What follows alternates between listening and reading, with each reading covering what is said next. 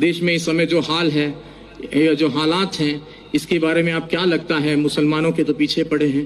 तो मैंने उनसे कहा कि मुसलमान होना अपने आप में गर्व की बात है, मुसलमान होना एक फख्र की बात है, बशर्ते कि वो मुसलमान हो।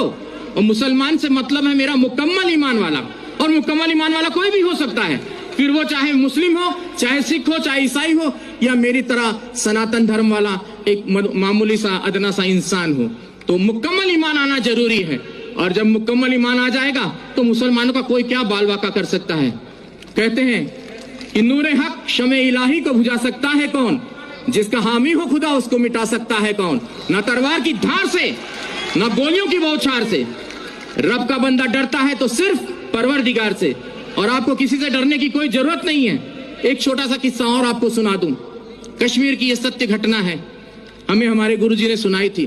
कहते एक मुसलमान, जो सवेरे की नमाज होती है, फजर की शायद मेरे ख्याल से वही होती है, तो वो नमाज के वक्त वो जो है अपने घर से खोमचा बोलते हैं, छोटा सा ऐसा ठेला होता है जिसमें वो छोले और आलू उबाल कर घर से वो ले जाकर बेचते थे।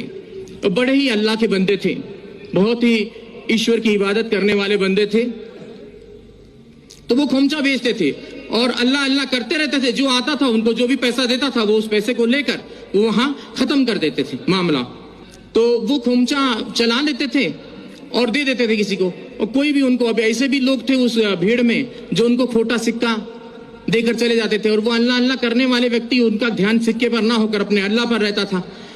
ऐसे काफी दिन गुजर गए।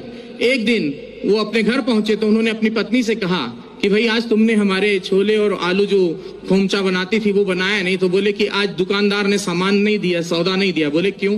बोले जितने भी सिक्के इकट्ठा किए हैं आपने, ये सारे खोटे सिक्के हैं। बोले हाय अल्लाह। वो वहीं चुपचाप बैठ गए उस ईश्वर की इबादत में कि बोले हे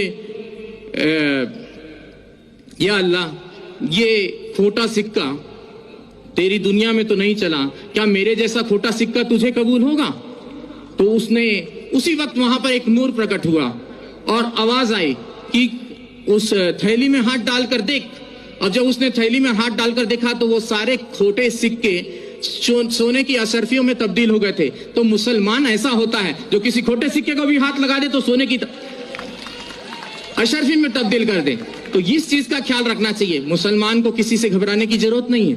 और मैं पहले से और काफी दिनों से, मुझे एक व्यक्ति ने कहा कि बाबा जी अब आप कलमा पढ़ के मुसलमान हो जाओ। तो मैंने कहा मुझे कलमा पढ़ने की जरूरत नहीं, मैं खुद ही पहले से जन्मजात ही मुसलमान हूँ। और मुसलमान का मतलब यह नहीं कि कलमा पढ़कर ही हो सकता है, मुकम्मल ईमान कहीं भी आ सकता है, चाहे वो हिंदू में आए, चाहे मुस्लिम में आए, चाहे सिख में आए, चाहे